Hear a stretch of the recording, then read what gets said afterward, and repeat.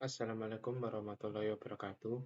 Perkenalkan, kami dari kelompok 1, yaitu kelompok yang mengerjakan materi ruang vektor. Di sini kami akan menjelaskan materi dari yang kami buat, yaitu materi ruang vektor. Sebelumnya, perkenalkan anggota dari kelompok kami. Yang pertama ada saya, Lazuardi Aditya Pratama Putra, dengan NPM 240810102662, dan yang kedua ada Muhammad Damsi Kurniawan 240810101264, dan anggota terakhir Brian Afarasel Alif Ananda dengan NPM terakhir 308. Nah, materi yang kami bahas di ruang vektor ini, yang pertama ada apa sih itu ruang vektor, yang kedua ada aksioma ruang vektor, yang ketiga ada contoh ruang vektor, yang keempat ada subruang, yang kelima ada kombinasi linier, yang keenam ada membangun atau merentang atau spanning, yang ketujuh kebebasan linier, yang kedelapan basis ruang vektor, dan yang kesembilan atau yang terakhir rank dan nulitas atau dimensi.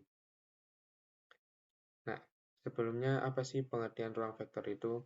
Ruang vektor itu adalah himpunan objek-objek yang dilengkapi dengan dua operasi di dalam himpunan tersebut, yaitu yang pertama ada operasi penjumlahan objek-objek, yang kedua ada operasi perkalian objek dengan skalar. Nah, sebuah ruang vektor itu dapat dikatakan ruang vektor jika memenuhi aksioma-aksioma berikut. Yang pertama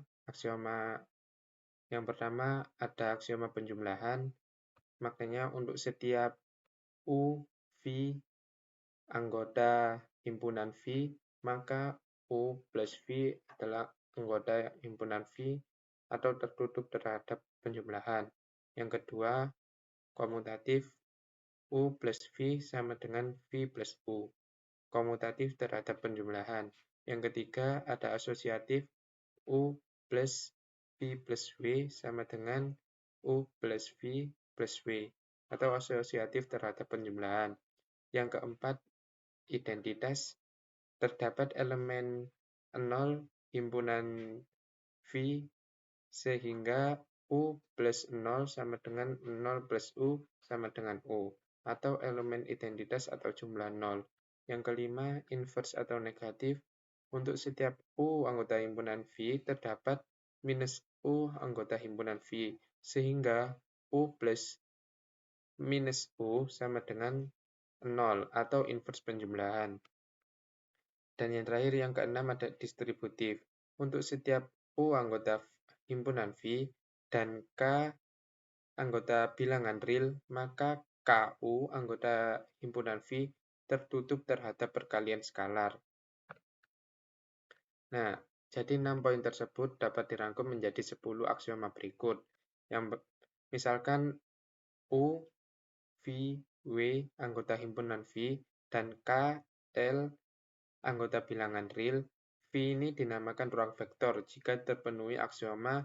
Yang pertama itu tadi, ada untuk setiap U, V anggota himpunan V, maka U plus V anggota himpunan V. V tertutup terhadap operasi penjumlahan. Dan yang kedua ada U plus V sama dengan V plus U. Nah, ini sifat komutatif penjumlahan yang nomor 2. Yang ketiga ada U plus V plus W sama dengan U plus V plus W. Yang ini sifat asosiatif penjumlahan. Dan yang keempat, ada terdapat 0 anggota himpunan V, sehingga untuk setiap U anggota himpunan V berlaku U plus 0 sama dengan 0 plus U sama dengan U. Nomor 5, untuk setiap U anggota himpunan V terdapat minus U sehingga U plus minus U sama dengan minus U plus U sama dengan 0. Nomor 6, untuk setiap U anggota himpunan V dan K anggota bilangan real, maka KU anggota himpunan V. V ini tertutup terhadap operasi perkalian dengan skalar. Yang ketujuh, K, U plus V sama dengan KU plus KV. Yang ke-8, K plus L dikali U sama dengan KU plus LU. Yang ke-9, K dikali LU sama dengan L dikali KU sama dengan KL dikali U. Dan yang terakhir, yang ke-10, ada 1 dikali U sama dengan U. Nah, ini ada contoh dari ruang vektor. Rn ini termasuk R pangkat 2 dan R pangkat 3 adalah ruang vektor. V sama dengan Rn, R pangkat N, himpunan objek berbentuk U sama dengan U1, U2, U3 sampai UN. UI ini anggota bilangan real. Operasi penjumlahan dan perkalian skalar didefinisikan sebagai berikut. U plus V sama dengan U1 plus V1, U2 plus V2, titik-titik sampai UN plus Vn. Dan KU sama dengan KU1, KU2, KU3, sampai seterusnya sampai KUN. Dan closure, operasi penjumlahan dan perkalian skalar menghasilkan vektor dengan n tupel di Rn. 5 aksioma lainnya, komutatif, identitas, asosiatif, distributif, balikan juga dipenuhi oleh Rn. Oke, assalamualaikum warahmatullahi wabarakatuh. Perkenalkan, nama saya Muhammad Hamsi Kurniawan dengan nomor NPM 2408101101024. Di sini saya akan melanjutkan apa yang telah dijelaskan oleh rekan saya sebelumnya. Kita langsung saja tanpa berlama-lama, kita mulai dari bagian saya, yaitu subruang. Yang pertama, kita harus mengetahui apa sih itu definisi subruang. Subruang itu subruang vektor adalah subhimpunan dari ruang vektor yang juga merupakan ruang vektor itu sendiri. Dengan kata lain, subruang adalah bagian dari ruang vektor yang memenuhi sifat-sifat ruang vektor seperti tertutup terhadap perjumlahan vektor dan perkalian skalar serta mengandung vektor nol. Kita langsung saja ke contoh persoalannya. Di sini misalkan W adalah himpunan bagian tak kosong dari ruang vektor V. Buktikan bahwa W adalah subruang dari V. Jika dan hanya jika untuk setiap skalar K dan VW himpunan W berlaku. Di sini tertulis soalnya yaitu V plus W himpunan W dan skalar V himpunan W. Pembahasan kita mulai dari kiri terlebih dahulu. Misalkan W ini adalah subruang dari vektor V, sehingga W sendiri merupakan ruang vektor. Jadi W ini tuh bisa kita katakan sebagai ruang vektor. Berdasarkan aksioma 1 dan 6, untuk setiap skalar K ini aksioma maksudnya 1, 2, 3, 4, 5, 6 dan VW himpunan W diperoleh jadinya itu seperti ini teman-teman ya. Kalau dari kiri nih V plus W himpunan W dan KV himpunan W, ini kalau dari kiri itu terbukti. Terus kalau dari kanan, misalkan W adalah himpunan bagian tak kosong dari ruang vektor V yang memenuhi. Contoh kalau dari kanan, kan dari kanan tadi itu V plus W himpunan W, itu yang dari kiri. Sedangkan yang kanan itu KV himpunan dari W. Untuk setiap skalar K dan VW himpunan W, untuk membuktikan bahwa W subruang dari V, perlu ditunjukkan bahwa W memenuhi 10 aksioma ruang vektor. Berdasarkan 1 dan 2, himpunan W memenuhi aksioma 1 dan 6. Selain itu, sebagai himpunan bagian dari ruang vektor V, W mewarisi beberapa aksioma ruang vektor yang dipenuhi oleh V. Diambil sebarang XY himpunan W, karena W lebih besar daripada V, maka diperoleh XY himpunan V. Mungkin materi subruang seperti itu kurang lebih.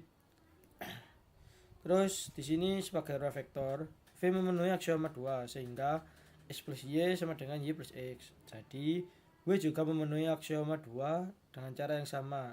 Dapat ditunjukkan bahwa W memenuhi aksioma 3, 7, 8, 9, dan 10. Dengan ini tersisa 2 aksioma ruang vektor, yaitu aksioma 4 dan 5. Untuk itu perlu ditunjukkan bahwa W memuat 0 dan min X.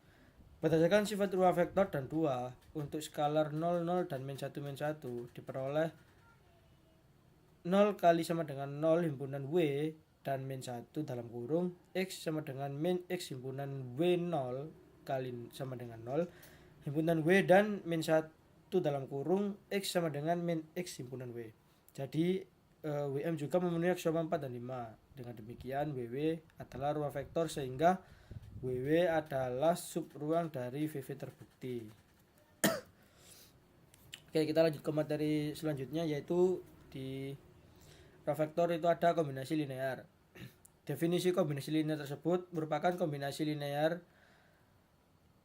adalah vektor yang dapat dibentuk dengan mengalihkan skalar pada vektor-vektor lalu menjumlahkan hasilnya. Kombinasi linear ini penting untuk dipelajari karena dipakai dalam mendefinisikan istilah lain dalam ruang vektor, seperti himpunan, bebas linear, dan himpunan yang merentang ruang vektor. Kedua hal ini merupakan syarat dari sebuah basis ruang vektor.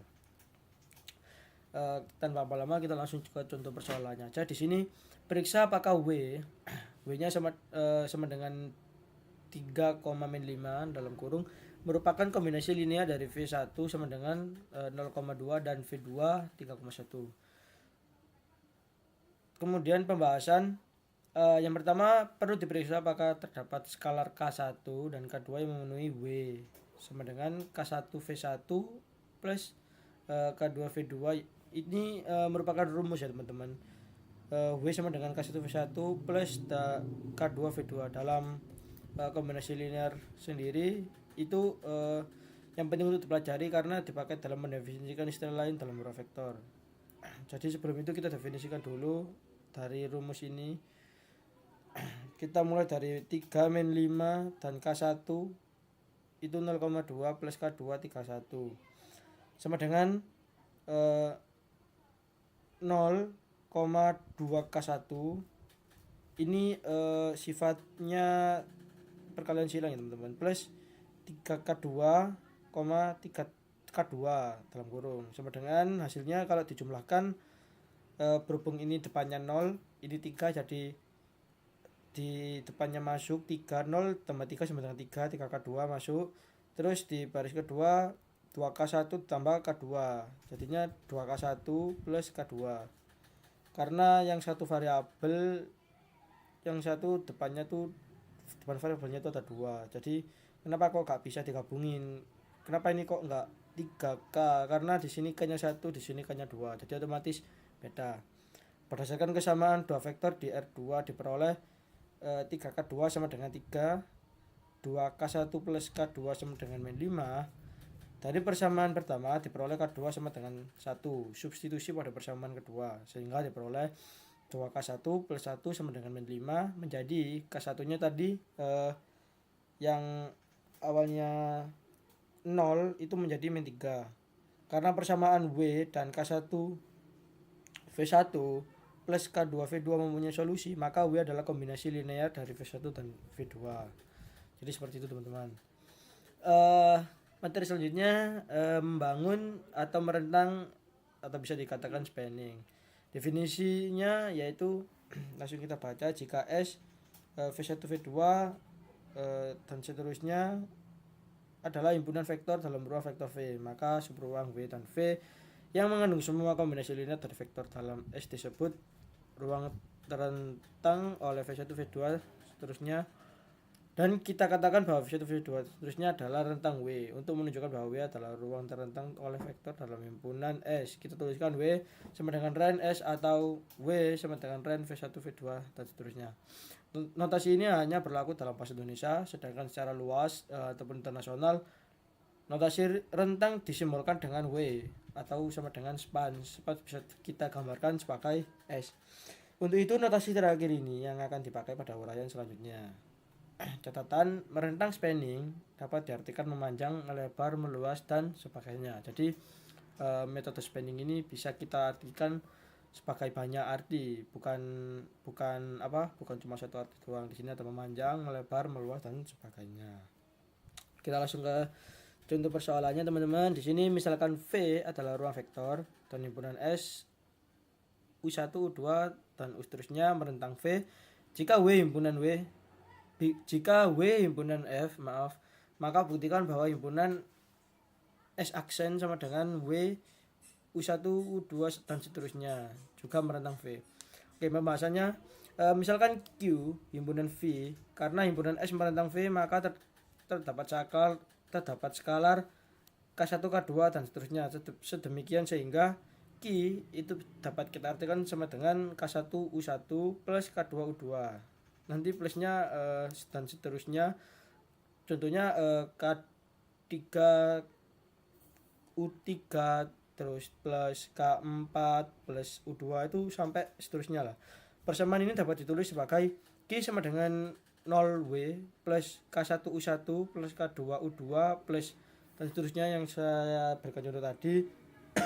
Itu bisa kita tulis seperti ini teman-teman yang atas. Artinya itu Q adalah kombinasi linear dari vektor-vektor W, U1, U2 dan U seterusnya. Jadi semisal kalau kita hubungin dengan variabel itu contohnya kayak W, kayak ini nih. Q ini kan itu yang dicontohkan dari yang saya jelaskan ini. Q kan merupakan kombinasi linear dari vektor-vektor W, U1, U2 dan seterusnya. Jika Q-nya itu kita ganti semisal apa? Semisal nama buah gitu, semisal apel gitu. Itu sama dengan bisa apel itu kombinasi linear dari vektor-vektor seperti ini. Kayak apa ya? Kayak pokoknya sama lah itu. Dengan demikian himpunan S aksen juga merentang V terbukti. Oke, mungkin itu saja penjelasan dari saya. Saya cukupkan, nanti diteruskan oleh rekan saya. Oke, terima kasih. Wassalamualaikum warahmatullahi wabarakatuh. Assalamualaikum warahmatullahi wabarakatuh. Saya Briana Parasal Pananda dengan NPM 62408101038. Di sini akan melanjutkan pembahasan materi dari teman saya sebelumnya. Dan sekarang pada materi kebebasan linear dalam ruang vektor. Materi ini membahas konsep dasar kebebasan linear dalam ruang vektor. Penting dalam menentukan independensi vektor dan solusi sistem linear. Pengertian kebebasan linear. Sekelompok vektor dikatakan bebas linear jika tidak ada satupun vektor yang dapat ditulis sebagai kombinasi linear dari yang lainnya. Ciri utamanya, satu-satunya solusi dari kombinasi linear sama dengan 0 adalah semua koefisiennya adalah 0.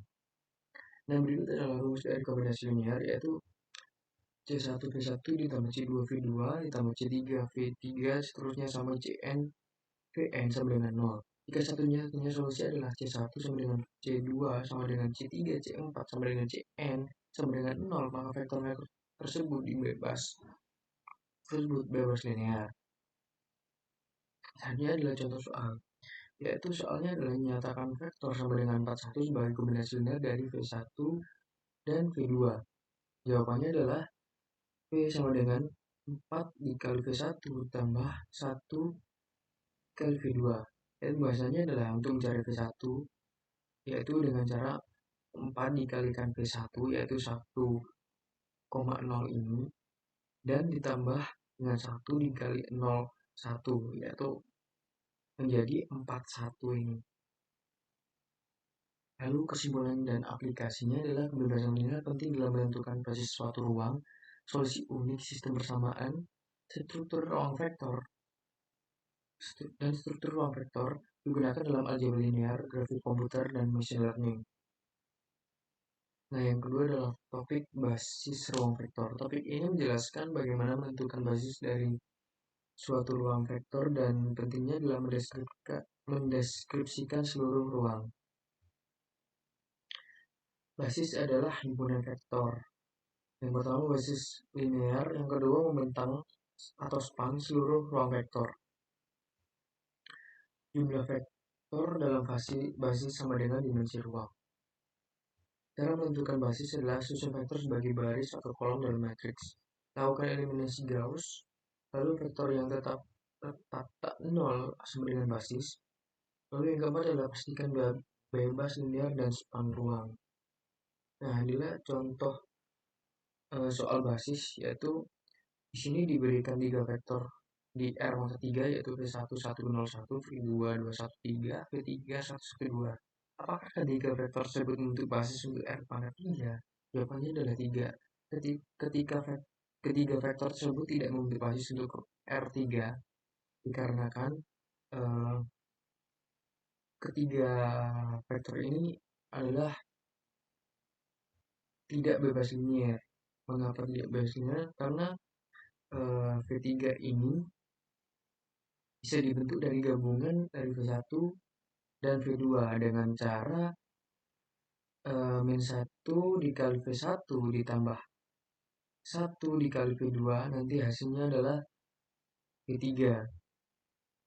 Jadi karena hal itu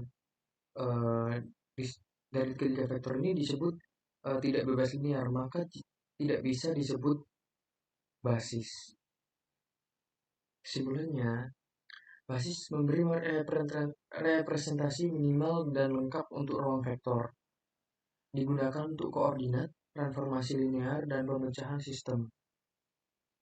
Lalu selanjutnya adalah tentang materi, rank, dan nulitas dalam metrik dan ruang vektor. Bahasan ini fokus pada hubungan antara rank dan nulitas dalam ruang solusi sistem linear dan dimensi ruang. Pengertian ruang dan nulitas dalam metrik dan ruang vektor. Rank adalah jumlah baris tak nol dalam bentuk echelon baris. Nulitas adalah jumlah variabel bebas atau solusi homogen. Rank ditambah nulitas sama dengan jumlah kolom. Teorema rank nullity. Teorema adalah dimensi ruang domain sama dengan rank ditambah nulitas. Contoh, jika A dalam metrik 3 kali 4 dan rank A sama dengan 2, maka nulitas sama dengan 2. Nah, ini contoh perhitungan. Diberikan matriks A sama dengan vektor 1, 2, dan vektor 2, 4. Nah, disederhanakan menjadi echelon, yaitu vektor 1 menjadi vektor 1, 2, dan vektor 0, 0. Lalu, untuk menjadikan ranknya itu ada satu baris tidak 0 dan menjadi rank 1. Lalu untuk menjadikan nulitas adalah kolomnya adalah menjadi 2. Nah, karena baris yang tak 0 cuma 1, maka 2 kolom tersebut dikurangi 1 yang menjadi 1. Selanjutnya adalah aplikasi dan penutup. Rank dan nulitas digunakan untuk mengetahui solusi unik atau tak hingga, lalu menentukan struktur sistem linear, dan analisis kestabilan dan transformasi linear. Nah, segitu saja penjelasan dari kelompok kami. Terima kasih. Wassalamualaikum warahmatullahi wabarakatuh.